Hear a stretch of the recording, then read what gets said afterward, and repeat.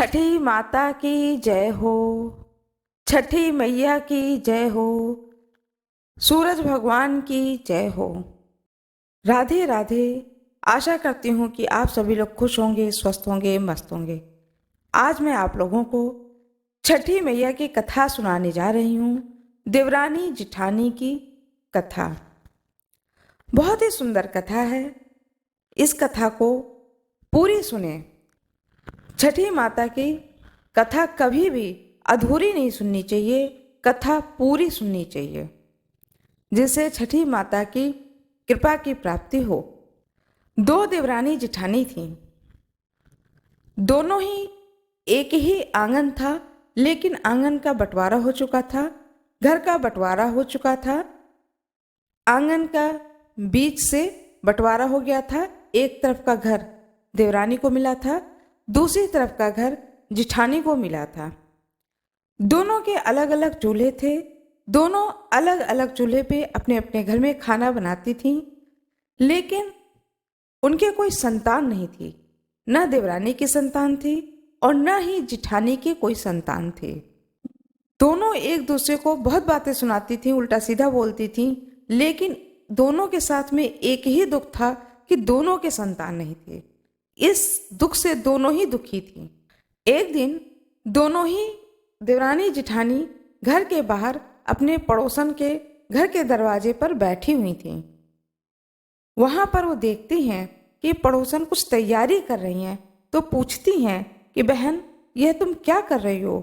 तो पड़ोसन बताती है कि हम लोग छठी मैया की पूजा की तैयारी कर रहे हैं, जो कि कार्तिक मास के अमावस की समाप्ति के बाद तीसरे दिन से घर की लिपाई पुताई करके सारी व्यवस्था करके और उस दिन से तैयारी करते हैं। उसके बाद छठी मैया की पूजा की जाती है, जिससे सारी मनोकामनाओं की पूर्ति होती है। छठी मैया पूजा करने से प्रसन्न होती हैं और प्रसन्न होकर के वह सारी मनोकामनाओं की पूर्ति करती हैं। यह सुन करके वह दोनों देवरानी जिठानी कहती हैं कि क्या सचमुच छठी माता सारी मनोकामनाओं की पूर्ति करती हैं? पड़ोसन ने कहा, तुम्हारे कोई संतान नहीं है, तुम दोनों के कोई संतान नहीं है, इसलिए यदि तुम दोनों कर सको तो तुम लोग यदि इस छठी माई का पूजन करो तो तुम्हें छठी माई संतान अवश्य ही देंगी। पहले दोनों देवरानी जिठानी एक दूसरे को देख करके और हंसती हैं और कहती हैं, ये पता नहीं काम होता है कि नहीं होता है। पड़ोसन कहती है, करके देखो, श्रद्धा विश्वास के साथ करो और सारा विधि विधान मैं तुम्हें बताती हूँ, उस विधान से पूजा करो, तुम्हारी मनोकामना अवश्य ही पूर्ण होगी। दोनों देवरानी जिठानी कहती हैं कि ठीक है, आप मुझे विधान बताएं। पड़ोसन बताती है, कार्तिक मास की अमावस की समाप्ति के बाद जो 30 तिथि आती है, उस 30 तिथि पर अपने पूरे घर को साफ सुथरा कर लो। लहसुन प्याज बनाना नहीं है खाने में, मांस मदिरा का घर में उपयोग नहीं होना चाहिए, सात्विक भोजन बनाना शुरू करो। इसके बाद में चौथ के दिन से नहाए खाए, पंचमी, इस तरह से एक एक दिन का बताया उन्होंने, ऐसे ऐसे तुमको पूजा करना है। फिर षष्ठी तिथि पर, पंचमी तिथि पर खरना होगा। षष्ठी तिथि पर पूरे दिन का व्रत होता है, जिसमें कुछ भी खाया नहीं जाता है। और सप्तमी तिथि के प्रातः भगवान सूर्य को अर्घ देने के बाद व्रत का पारण किया जाता है। दोनों देवरानी जिठानी खुशी मन से अपने घर गईं और सोचती हैं, अब की बार हम लोग भी छठ मैया की पूजा करेंगे, व्रत करेंगे। इतने साल हो गए विवाह के, हमारे कोई संतान नहीं है, शायद छठी मैया की कृपा हो जाए और हमारे घर में भी संतान हो जाए। ऐसा सोचते हुए वो दोनों देवरानी जिठानी अपने अपने घर को अमावस समाप्त होने के बाद में जो 30 तिथि आती है, उस दिन तृतीया तिथि पर अपने पूरे घर की लिपाई पुताई करके घर की सफाई करती हैं, सारे घर के बर्तन धुलती हैं, चूल्हा चौका साफ करती हैं कि अब घर शुद्ध हो गया मेरा, भोजन सात्विक बनाऊंगी। चतुर्थी तिथि पर नहाए खाए का कार्यक्रम जो विधि होता है उस विधि को करती हैं। पंचमी तिथि पर खरना के लिए खीर पूड़ी वो बनाती हैं। खीर पूड़ी बना करके 5 जगह पत्तल पर वह खीर पूड़ी रख देती हैं। खरना का यह नियम होता है, जब जो भी व्रती होता है जब वह खरना के लिए खाने पर बैठता है तो कोई ना कोई व्यक्ति साथ में होता है जो दरवाजे पे बैठा रहता है कि किसी भी चीज़ की ज़रूरत हो तो जो व्रती होता है उसे उठने ना पड़े। लेकिन ना तो देवरानी के पास कोई सास ननद कोई नहीं और ना ही जिठानी के पास कोई, दोनों अपने अपने घर में खरना का भोग बनाती हैं और 5 जगह परोस करती हैं और बैठ जाती है। फिर उन्हें याद आता है, देवरानी को याद आता है, मैंने दीपक नहीं जलाया है। तो सोचती अभी मैंने शुरुआत तो की नहीं है, मैं जाती हूँ पूजा घर से दीप बाती लेकर के आती हूँ और दीपक जलाती हूँ, तब मेरा पूजा का विधान पूरा होगा। उसके बाद मैं इस खरना के प्रसाद को ग्रहण करूँगी। इधर जिठानी को याद आता है कि मैंने प्रसाद तो निकाल दिया है लेकिन मैंने कलश नहीं रखा है, दीपक नहीं जलाया है। उसके सामने भी है समस्या, घर में कोई और है ही नहीं जिससे वो मांगे। कमरे को छोड़ करके खुला छोड़ देती है देवरानी भी और जिठानी भी, और दोनों पूजा के कमरे में चली जाती हैं अपने अपने घर में। और आने में थोड़ा सा देर हो जाता है, कलश लेने में, भरने में, दीपक बाती लेने में, और उधर देवरानी भी इसी कार्य को कर रही थी। इसी बीच घर के बाहर 2 कुत्ते टहल रहे थे। एक सफेद रंग का कुत्ता था, एक काले रंग का कुत्ता था। दोनों आपस में बात करते हैं, इस घर से बड़ी अच्छी खुशबू आ रही है, चलो इस घर में क्या खाना बना है, क्या पकवान बना है वह खाया जाए। काला कुत्ता कहता है कि चाहे मेरी जान ही क्यों न चली जाए, मैं अंदर जरूर जाऊंगा और भोजन ग्रहण करके आऊंगा।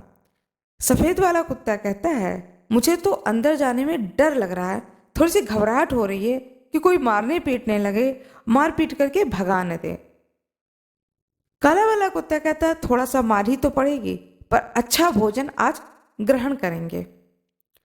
दोनों ही बातें करते हैं और जो काला वाला कुत्ता होता है वह जिठानी के घर में घुस जाता है और जो सफेद रंग का कुत्ता होता है वह देवरानी के घर में घुस जाता है। जिठानी गई थी कलश लेने के लिए और दीपक लेने के लिए, आने में देरी हो जाती है, घर में कोई और होता नहीं है। तो जो खरना का प्रसाद उसने जो पत्तल पे लगा के रखा था, जो काले रंग का कुत्ता था उसने वह प्रसाद खा लिया। जब वह कलश लेके आती है, बाती लेके आती है तो देखती है कि यह काले रंग का कुत्ता भगवान का प्रसाद खा रहा है। उसे बहुत तेज से गुस्सा आती है, वह कलश रख देती है किनारे में, दीपक रख देती है और एक डंडा उठाती है और उस डंडे से उस कुत्ते को खूब पीटती है। इतना पीटती है कि उस कुत्ते का एक पैर टूट जाता है, कमर टूट जाता है, उस कुत्ते की एक आंख फूट जाती है। वो बहुत चिल्लाता है, बहुत चिल्लाता है, बहुत भागने की कोशिश करता है, लेकिन जिठानी ने क्या किया था, कमरे का दरवाजा ही बंद कर दिया था और दरवाजा बंद करके उस कुत्ते को जी भर के मारती है। इतना उसको गुस्सा आता है। फिर दरवाजा खोलती है, कुत्ता घर के बाहर नहीं निकल पाता है, आंगन में ही वह लैट्रिन भी कर देता है, बाथरूम भी कर देता है। फिर धीरे धीरे रेंगते रेंगते किसी तरीके से जान बचा के घर के बाहर आता है। इधर छोटी वाली बहू के घर में वह सफेद कुत्ता जाता है और देखता है थाली परसी हुई है, वह भी उन थालियों को खाने लगता है। जब देवरानी दिया लेकर के आती है तो देखती है कि अरे यह तो कुत्ता खा रहा है, तो सोचती है कि अब तो मैं भोजन करूंगी नहीं, भोग लगेगा नहीं, तो जितना रखा है चूल्हे पर वो भी भगोने से निकाल करके कुत्ते के पत्तल में डाल देती है और कहती है ये भी तुम खा लो। बहुत प्रेम से उसको खिलाती है। सफेद वाला कुत्ता प्रेम पूर्वक खा करके, भरपेट खा करके आराम से खुशी खुशी उस घर से बाहर निकलता है। जब बाहर निकलता है तो देखता है अरे काले वाले कुत्ते की तो हालत बनी हुई है। वो उससे कहता है अरे तुम्हारी ये हालत किसने बनाई है? तो बताता है कि मैं उस घर में गया था और उसने मुझे इतना मारा कि मेरी ये हालत हो गई है। मेरा पैर टूट गया है, कमर टूट गया है, एक आंख भी फूट गई है। बहुत मारा उसने, बहुत मैं रहा हूँ इस वक्त दर्द से। अब मैं बचूंगा नहीं। सफेद वाला कुत्ता कहता है कि मुझे देवरानी ने इतने प्रेम भाव से खिलाया भोजन, वो लगता है कोई पूजा कर रही थी और पूजा के लिए उसने पत्तल लगाए थे और उस पत्तल को मैंने जूठा कर दिया, लेकिन उसने मुझसे कुछ नहीं कहा।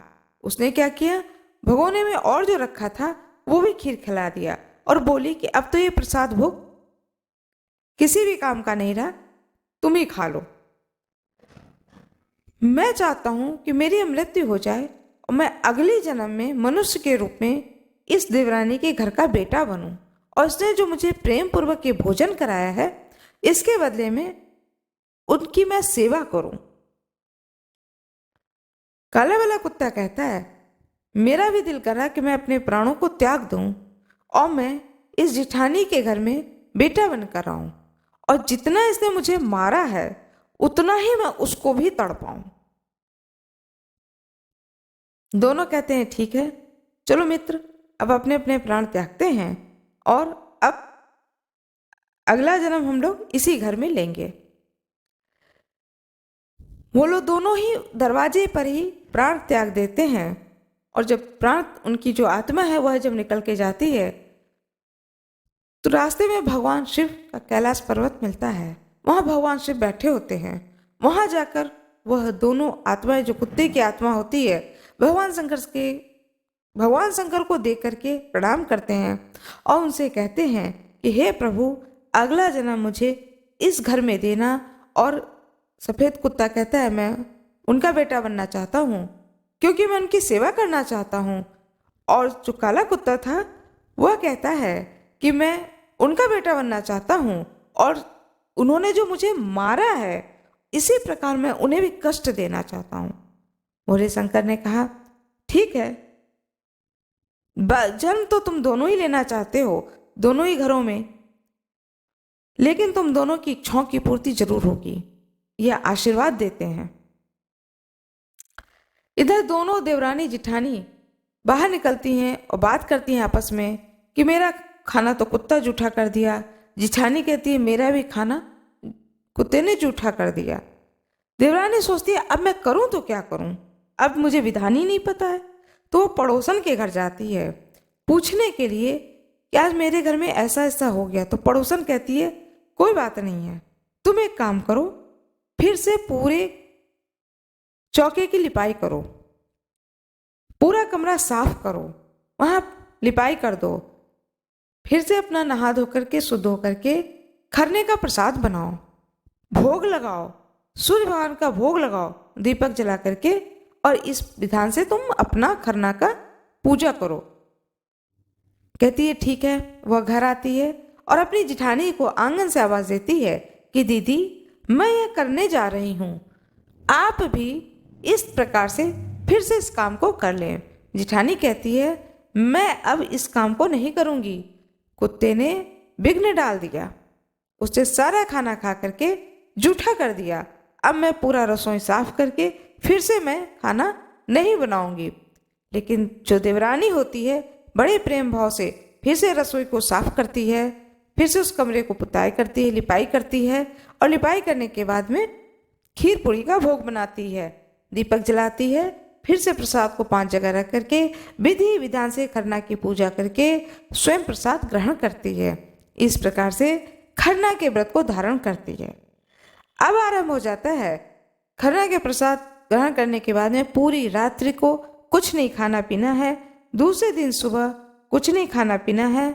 शाम को सूर्य भगवान को वो अर्घ देती है।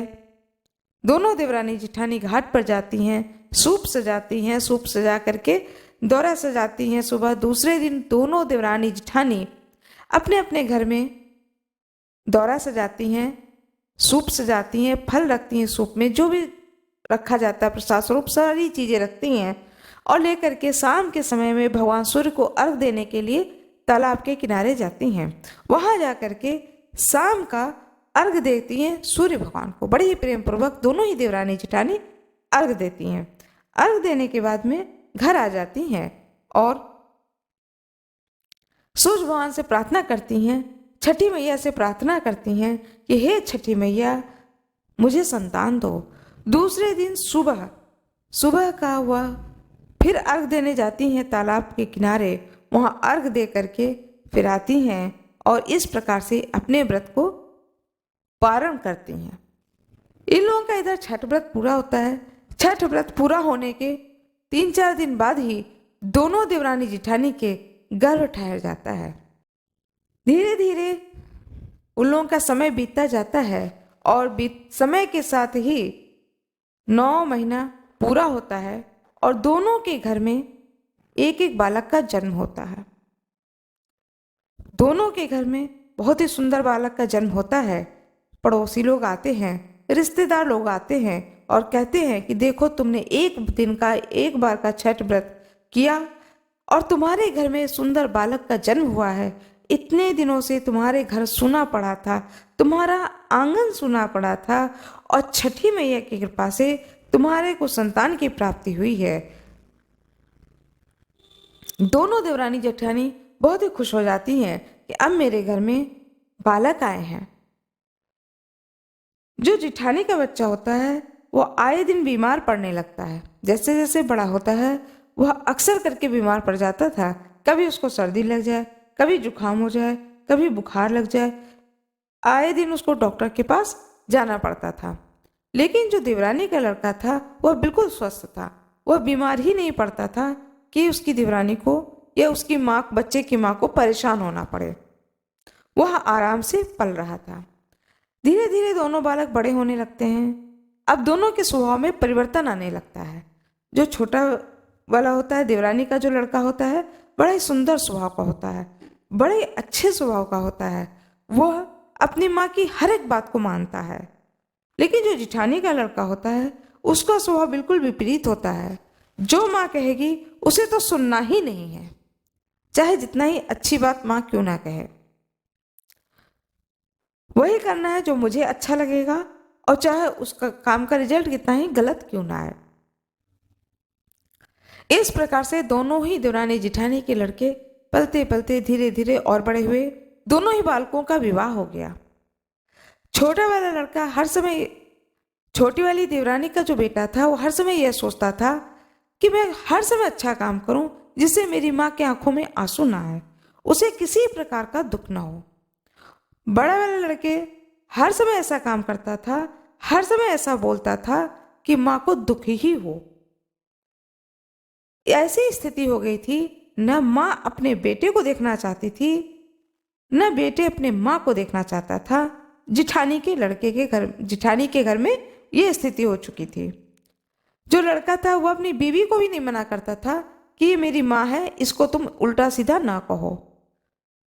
बीवी भी खूब उल्टा सीधा सास को सुनाती थी, लेकिन पुत्र मोह के कारण माँ कुछ नहीं कहती थी। वह जेठानी बहुत कुछ सह जाती थी। एक दिन देवरानी जेठानी का जो दोनों लड़के थे, दोनों घर के बाहर मिलते हैं और देवरानी का लड़का कहता है चलो तालाब के किनारे चलते हैं, चलो तालाब के किनारे चलते हैं। जेठानी का लड़का कहता है ठीक है चलो। दोनों जाते हैं तालाब के किनारे, बैठ जाते हैं, आपस में बात करने लगते हैं। देवरानी का लड़का कहता है भाई तुम क्यों अपनी माँ को सताते हो, क्यों उल्टा सीधा बोलते हो? एक तो तुम कमाते नहीं हो, जो थोड़ा बहुत कमाते हो उसको तुम शराब पी डालते हो, जो थोड़ा बहुत तुम कमाते हो उसको तुम जुआ खेल डालते हो। एक तो तुम्हारी आदत अच्छी नहीं है, उसके बाद में तुम घर में जाते हो, अपनी माँ से लड़ते हो, तुम्हारी बीवी भी माँ से लड़ती है, क्यों अपनी माँ को इतना दुख देते हो? जेठानी के लड़के ने कहा अब इससे ज्यादा कुछ मत बोलना, इससे ज्यादा कुछ बोलोगे तो मैं इसी तालाब में कूद करके अपने प्राण को त्याग दूंगा। देवरानी का लड़का कहता है ठीक है मैं तुम्हें कुछ नहीं बोलूंगा। फिर वह कहता है मैं अपनी पत्नी को भी समझाता हूं और मेरा यही एक वो रहता है कि मैं कोई भी ऐसा काम ना करूं जिससे कि मेरी माँ की आंखों में आंसू आ जाए। मैं अपनी माँ के बगैर 1 मिनट भी नहीं रह पाता हूँ। इस प्रकार से दोनों भाई बात कर रहे थे। इतनी ही देर में वहां पर एक साधु बाबा आ गए। साधु बाबा ने दोनों को बात करते हुए देखा तो वो हंसने लगे। उनकी हंसी को सुन करके उन दोनों ने पूछा, बाबा हम लोगों को देख के आप क्यों हंस रहे हो? बोले कुछ नहीं, ऐसी कोई बात नहीं है। बोले नहीं, अब आपको बताना होगा। हम दोनों को देख करके, हम दोनों भाइयों को देख करके बाबा आप क्यों, आपको हंसी आ गई? कृपया वह कारण बताइए। तब वह बाबा बताने लगे कि तुम दोनों लोग पिछले जन्म में एक कुत्ता थे। तुम सफेद रंग के कुत्ता थे और यह काले रंग का कुत्ता था। काले रंग के कुत्ता जो है वह जिठानी के घर जाता है और उसके प्रसाद को खा लेता है तो जिठानी उसको डंडे से बहुत मारती है। इतना मारती है कि उसका पैर टूट जाता है, कमर टूट जाती है, आंख फूट जाता है। तो वह प्रण लेता है कि जब मैं मरूं तो मरने के बाद जो अगला जन्म लूं तो मैं इसी का बेटा बन के आऊं और मैं इसको दिन रात तड़पाऊंगा। वह तुम हो। और जो देवरानी के घर में सफेद रंग का कुत्ता जाता है और वह खरना का प्रसाद खा लेता है तो देवरानी और प्रेम पूर्वक खिलाती है। तो वह सफेद रंग का कुत्ता वह कहता है कि मैं अब इनका ऋणी हो गया हूँ, इतने प्रेम पूर्वक इन्हें मुझे भोजन कराया है, इस ऋण को चुकाने के लिए मैं इनका पुत्र बनूं और पुत्र बन करके इनकी सेवा करूं।